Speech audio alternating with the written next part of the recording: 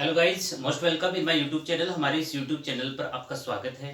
देखिए, best English tutorials आपको best से बेस्ट इंग्लिश प्रोवाइड करवा रहा है। और हम हमारे जो प्रत्येक जो आपके ग्रामर के टॉपिक है, इन ग्रामर के टॉपिक को विथ कॉन्सेप्ट एंड एग्जांपल आपको ये सब चीज़ें सोल्व आउट करवा रहा है। और देखिए, जो बेस्ट इंग्लिश ट्यूटोरियल है वो केवल बिलीव करता है क्वालिटी पर। ठीक है, अब देखिए, हम यहाँ पर कंजक्शन जो टॉपिक है वो पढ़ रहे थे। और कंजक्शन की ऑलरेडी हमारी जो 2 क्लास है वो हो गई थी। ठीक है, बेसिक इसका तैयार कर लिया था, क्योंकि जब तक बेसिक नहीं होता तब तक किसी प्रकार का कोई टॉपिक समझ में नहीं आएगा। आज हम यहाँ पर कुछ ऐसे कंजक्शन लेंगे जिनसे हम लोग सेंटेंस में किस तरीके से वहां पर हम एरर को समझ पाएंगे, कहां पर सेंटेंस में यूज ले जाएंगे। जैसे सबसे पहला मैंने यहां पर लिया एंड। देखिए, आपका जो ये एंड है ये कोऑर्डिनेटिव कंजक्शन है। एंड कोऑर्डिनेटिव कंजक्शन है। बात करते हैं इसकी, यहां पर इसको मैं 3 तरीके से काम में लेता हूं। एक तो सब्जेक्ट को जोड़ने में इसका जो यूज होता है, या हिंदी में जो ट्रांसलेशन होता है वो और। ठीक है, एंड को सब्जेक्ट को जोड़ने के लिए, वर्ब को जोड़ने के लिए और ऑब्जेक्ट को जोड़ने के लिए काम में लिया जाता है। यानी आपका जो एंड है ये एंड कंजक्शन सब्जेक्ट को जोड़ता है, वर्ब को जोड़ता है और ऑब्जेक्ट को भी क्या करता है, ये जोड़ता है। तो ध्यान दीजिए, आप कैंडिडेट यहां पर ध्यान दीजिए। सबसे पहले मैं एग्जांपल लेता हूं सब्जेक्ट वाला। ठीक है, मैंने यहां पर सब्जेक्ट लिखा Shyam goes to market. Sentence लिखा Shyam goes to market. Second लिखा मैंने इसमें महेश गोज टू मार्केट। ये 2 एग्जांपल लिखे और मैंने आपको कह दिया कि आप इसमें एंड कंजक्शन यूज में लीजिए। तो अब आप लगाओगे कि आपको पता है कि यहां पर सब्जेक्ट जो है डिफरेंट है, और जहां डिफरेंट होगा वहीं पर हम इसे जोड़ेंगे। तो यहां पर मैं सब्जेक्ट के रूप में काम में ले रहा हूं। तो सब्जेक्ट क्या, श्याम एंड महेश। श्याम एंड महेश। देखिए यहां पर, उसके बाद में यहां पर आपके वर्ब है गोज, लेकिन अब यहां पर ये प्लूरल हो जाएगा। तो क्या जाएगा यहां पर, गो टू और मार्केट। ये हो गया आपके सब्जेक्ट वाला। ये हो गया आपका क्या, सब्जेक्ट वाला। सब्जेक्ट के स्थान पर आपने इसको काम में लिया, Shyam goes to market, Mahesh goes to market. And conjunction का यूज लेना था। एंड को अब सब्जेक्ट यहां पर देखिए, ये डिफरेंट है, ये डिफरेंट है, क्योंकि जहां डिफरेंट होगा वहीं पर हम लोग इसे जोड़ेंगे, कंफर्म है। तो यहां पर Shyam and Mahesh go to market. अब आपके दिमाग में आया होगा कि गोज क्यों नहीं किया, क्योंकि यहां पर श्याम और महेश 2 पर्सन हो गए, ये प्लूरल फॉर्म बन गई, प्लूरल सब्जेक्ट हो गया। और जहां प्लूरल सब्जेक्ट होता है वहां पर केवल V1 का यूज किया जाएगा, कंफर्म। ये था आपका सब्जेक्ट वाला। अब बात करते हैं वर्ब की। वर्ब की बात करते हैं, तो यहीं से मैंने सेंटेंस लिया, Shyam goes to market, he purchase fruits. ये लिखा मैंने यहां पर। देखिए, अब वर्ब से रिलेटेड बात हो रही है, तो वर्ब देखिए यहां पर डिफरेंट चल रहा है। तो देखिए, Shyam goes to market and purchase fruits.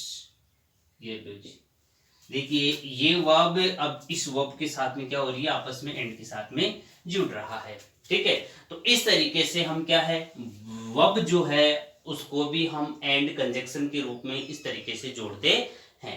Screenshot ले लीजिए, आप इसे एक बार लिख लीजिए। पेन और कॉपी आपके पास होनी चाहिए। इस बात का विशेष ध्यान रखना, ठीक है, क्योंकि जो चीज आप लिख करके पढ़ोगे वो बेस्ट से बेस्ट समझ में आएगा आपके, ठीक है। नेक्स्ट देखिए, अब बात करते हैं अपन ऑब्जेक्ट की, बात करते हैं ऑब्जेक्ट किस तरीके से ऑब्जेक्ट को एंड कंजक्शन से जोड़ते हैं। देखिए यहां पर मैंने एग्जाम्पल लिखा, एग्जाम्पल है ही स्पीक्स इंग्लिश,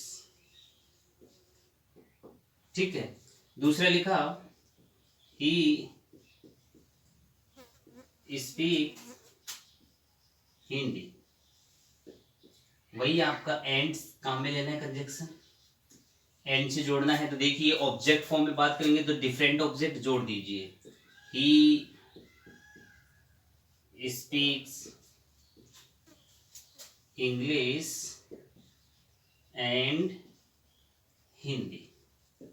देखिए इन तीनों ही रूपों में आपको मैंने बताया, सब्जेक्ट में जोड़ने वाले में, वर्ब में जोड़ने वाले में, ऑब्जेक्ट में जोड़ने वाले में। यहां देखिए ऑब्जेक्ट आपका इंग्लिश था, हिंदी था, इन दोनों को मैंने क्या कर दिया, एंड से जोड़ दिया। ये यहाँ पर वर्ब मैंने एज इट इज रखी क्योंकि यहाँ पर सब्जेक्ट सिंगुलर ही था, ठीक है। तो इस तरीके से हम एंड कंजक्शन से किसी भी सेंटेंस में सब्जेक्ट, वर्ब और ऑब्जेक्ट इन तीनों को जोड़ने का वर्क काम भी हम यहाँ पर करते हैं, ठीक है। अगर किसी को डाउट है तो पूछ सकते हैं, कमेंट्स के माध्यम से आप पूछ सकते हो, नहीं तो स्क्रीनशॉट ले लीजिए, कॉपी में लिख लीजिए, बेस्ट कॉन्सेप्ट है ये एंड का, ठीक है। देखिए नेक्स्ट, अब हम लेंगे यहाँ पर आगे जो अपना कंजक्शन है वो देखते हैं। बेस्ट एग्जाम में जो बेस्ट होता है वही सबसे ज्यादा पूछा जाता है। देखिए एक होता है दो और ऑल्थो, इन दोनों का ही हिंदी मीन होता है यद्यपि, इन दोनों का ही हिंदी मीन क्या होता है, यद्यपि। इस बात का विशेष ध्यान रखना, थो और ऑल्थो इन दोनों का मीन होता है यद्यपि, चाहे ऑल्थो हो चाहे थो हो, ये यट के साथ, इनके साथ यट यूज लिया जाएगा या फिर कोमा होगा, या तो कोमा होगा या फिर क्या होगा, यट होगा, COMMA कोमा, या तो कोमा होगा या फिर क्या होगा, यट होगा। बात को समझने की कोशिश करें आप लोग। ऑल्थो और थो, कभी भी इस ऑल्थो और थो के साथ में बट का यूज नहीं लिया जाएगा दोस्तों, इस बात का विशेष ध्यान रखना। आपको कॉमन एरर थो ऑल्थो वहां पर सेंटेंस में होगा और उस सेंटेंस में बट भी होगा, तो आपको वहीं से कॉमन एरर पार्ट ढूंढना है, क्योंकि कभी भी ये आप दिमाग में सेट कर लेना कि कभी भी थो और ऑल्थो के साथ में बट नहीं होगा। क्या होगा उसके साथ में, या तो होगा यट या फिर होगा कोमा। अब देखिए कौन कौन सी कंडीशन पर कहां कोमा होता है और कहां पर यट होता है, इस बात का आप विशेष ध्यान रखें। देखिए यहां पर मैं आपको एक बात बता देता हूं, एक एग्जांपल लिखा मैंने यहां पर। देखिए एग्जांपल क्या हो सकता है, जहां पर थो का यूज हो सकता हो वहां पर ऑल्थो का यूज हो सकता है, कोई दिक्कत नहीं है, इस बात का याद रखना। जहां थो है वो आपस में इंटरचेंज है, जहां थो है वो ऑल्थो हो सकता है, ऑल्थो है वहां थो हो सकता है, ठीक है। यहां पर देखिए ऑल्थो ही इज पुअर। अब देखिए यहां से जब मैं इस सेंटेंस को पढ़ता हूं तो दिमाग में तुरंत आता है कि मैं बट लगा दूं, दिमाग में तुरंत आता है कि मैं यहां बट लगा दूं, ऑल्थो वह है पुअर है, बट फिर उसके बाद में अपने दिमाग में तुरंत आता है ही इज, क्या है वो, क्या है, ऑनेस्ट, ही इज ऑनेस्ट। ऐसा कुछ सेंटेंस दे दिया। अब क्या ये सेंटेंस यहां से गलत हो जाएगा, क्योंकि यहां पर बट का यूज नहीं होगा, यहां पर यूज किसका होगा, यट का। किसका यूज होगा यहां पर, ध्यान रखिए, यहां पर किसका यूज होगा, यट का। क्या किसका यूज होगा यहां पर, यट, ठीक है। तो सेंटेंस क्या बन जाएगा, ऑल्थो यथो he is poor yet he is honest, ठीक है। इस तरीके से आप अपने सेंटेंस को बनाओगे, ठीक है। अब देखिए इसको मैं यू भी ले सकता हूं, though although he is poor, he is honest. यानी इतना ध्यान रखना, ये आपका येट है, वो इस कोमा का काम कर रहा है। तो कोमा भी हो सकता है यहाँ पर, येट होगा तो भी ठीक है, कोमा होगा तो भी ठीक है। इस तरीके से हम दोनों ही रूपों में अपने सेंटेंस को लिख सकते हैं। ध्यान रखना, कॉमन एरर आपके जो यहाँ एग्जाम में पूछा जाएगा, हमेशा जब जब भी एग्जाम में ये पूछा गया है, इसके साथ यहाँ येट की जगह बट दिया गया है और सेंटेंस आपका गलत हो जाता है। क्योंकि जनरल लैंग्वेज में जब आप इसे पढ़ते हैं, ट्रांसलेशन करते हैं, तो बट जो है वो जरूर आपके माइंड में आएगा और वहीं से आपके कॉमन एरर बन जाएगी। ठीक है, तो इस तरीके से आप अपने सेंटेंस को क्लियर करोगे। थो और ऑल्थो, इस तरीके से आप अपने माइंड में प्रिपेयर करोगे। नेक्स्ट देखिए, ठीक है, अब देखिए इसमें ये भी देख ले कि कई बार क्या होता है, ऑल्थो और थो, ये क्या होता है, सेंटेंस के बीच में होता है। ठीक है, ऑल्थो और थो सेंटेंस के बीच में होने पर न वहां को ये यट होगा, न वहां पर कोमा होगा, तो वहां पर ये दोनों नहीं भी होने पर भी सेंटेंस आपका क्या होगा, सही होगा। ध्यान से सुनना, थो और ऑल्थो सेंटेंस के बीच होने पर यट और कोमा दोनों का यूज नहीं किया जाता है। ठीक है, आई बात में, इस बात का विशेष आप ध्यान रखें। ठीक है, अब देखते हैं नेक्स्ट, आगे देखते हैं।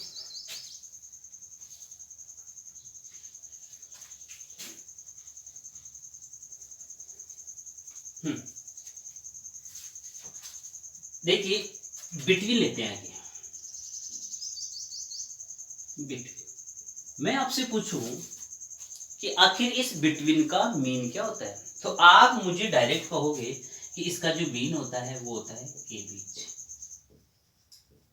अब मेरी बात को ध्यान से समझना, यहां पर ये बिटवीन प्रीपोजिशन भी होता है और कंजक्शन भी होता है। तो पहले तो ये आप बात ध्यान रखें कि कहां तो ये बिटवीन जो है प्रीपोजिशन होगा और कहां पर कंजक्शन होगा। तो ध्यान से समझना, जहां पर एंड आएगा, इस बिटवीन के साथ एंड होने पर तो क्या बन जाता है, वो कंजक्शन, और एंड नहीं होने पर वो क्या बन जाएगा, आपका प्रीपोजिशन। यानी प्रीपोजिशन बिटवीन कब होगा, जब बिटवीन अकेला रहेगा तो वो प्रपोजिशन में रहेगा। बिटवीन के साथ यदि एंड आएगा तो समझ लेना वो कंजक्शन होगा। बिटवीन के साथ एंड होने पर क्या होता है, वो कंजक्शन होता है, अन्यथा वो क्या रहेगा, प्रपोजिशन ही रहेगा। इस बात का विशेष ध्यान रखना भैया, समझना इस चीज को। जो प्रीपोजिशन है वो बिटवीन कब रहेगा, यानी बिटवीन प्रीपोजिशन कब रहेगा, जब एंड नहीं होगा, और जब एंड होगा तो क्या हो जाएगा, वह कंजक्शन बन जाएगा। इस बात का विशेष ध्यान रखना। ठीक है, देखिए ये तो आपकी इसके बारे में कुछ जनरल जानकारी। अब देखते हैं यहां पर एक एग्जांपल लेते हैं। ठीक है, जैसे मैंने कहा, two man divided the bread between themselves। एक तो ये लिखा मैंने यहाँ, ठीक है, एक तो ये सेंटेंस लिखा पहला। दूसरा sentence, between I and he there is an understanding।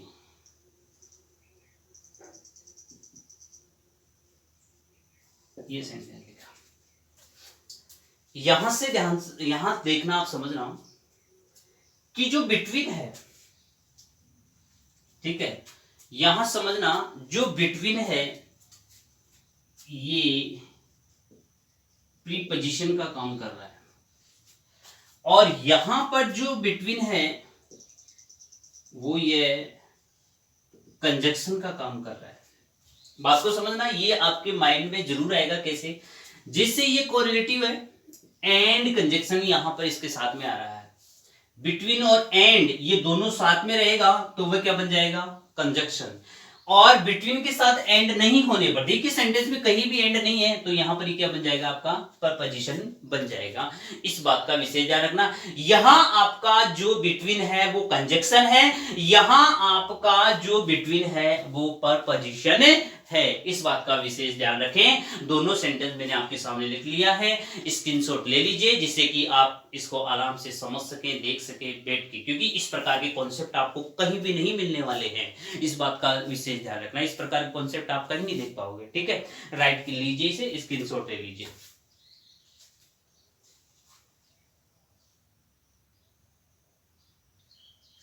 आगे देखते हैं, अपना कंजक्शन है एक बोथ। देखिए, ये बोथ आपका कंजक्शन भी होता है, ये बोथ आपका प्रोनाउन भी होता है, ये बोथ यहां पर आपका क्या बनता है, क्या बनेगा यहां, सॉरी, ये बोथ आपका यहां पर प्रोनाउन और एडजेक्टिव भी बनेगा। देखना, सबसे पहले अपन देखते हैं कि आखिर ये जो बोथ है वो कंजक्शन कैसे बनता है, प्रोनाउन कैसे बनता है और एडजेक्टिव कैसे बनता है। ठीक है, ये सब चीजें अपन यहां पर देखेंगे। ठीक है, तो देखिए, सबसे पहला एग्जांपल लिया मैंने यहां पर, both Ram and Shyam were present. Sentence है। सेकंड सेंटेंस है, both the men were present। तीसरा, both of them were present। ये तीन सेंटेंस लिखे हैं, इन तीनों को ध्यान से समझना भैया। कंजक्शन की बात करते हैं तो देखना कंजक्शन कब होगा, जब बोथ के बाद में एंड आ जाए, ये भी कोरिलेटिव है। जब बोथ के बाद में एंड आता है तो समझ लेना वहां पर अपना क्या बनेगा, कंजक्शन बनेगा। इस बात का विशेष ध्यान रखना, यहां पर क्या बनेगा, ये कंजक्शन बनेगा। ठीक है, उसके बाद देखिए, both the main were present. अब यहां पर आप समझे कि मेन बोथ दोनों ही, मेन कितने, दोनों ही, यहां पर विशेषता बताई जा रही है। यहां पर क्या बताई जा रही है, विशेषता। और आपको पता है नाउन या प्रोनाउन की विशेषता बताने वाले वर्ड क्या है, एडजेक्टिव है। क्या है वो, एडजेक्टिव है। तो यहां पर इस सेंटेंस में क्या बन रहा है, ये बोथ एडजेक्टिव बन रहा है।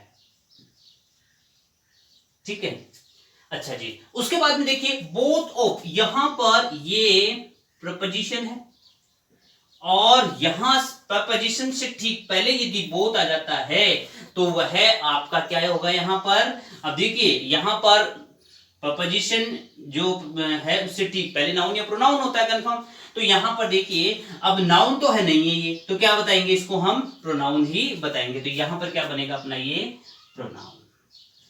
इस तरीके से हम किसी भी सेंटेंस में जो है बोथ आता है तो हम पहचान कर लेंगे कि कहां पर कंजंक्शन है वो, कहां प्रोनाउन है और कहां उसका एडजेक्टिव बन रहा है। ये तीनों ही मैंने आपको एग्जांपल देके समझा दिया। ठीक है, देखिए, हमने हमारे चैनल के माध्यम से जो कॉन्सेप्ट है उसको इतना इजीली बनाया है जिससे कि प्रत्येक एक कैंडिडेट्स की ये सब चीजें समझ में आ जाए। आज के लिए इतना ही। Thanks for watching my video. धन्यवाद। जो कैंडिडेट्स नए हैं चैनल को सब्सक्राइब कीजिए, लाइक कीजिए, मोटिवेशन मिलता है यहाँ। जय हिंद, जय भारत।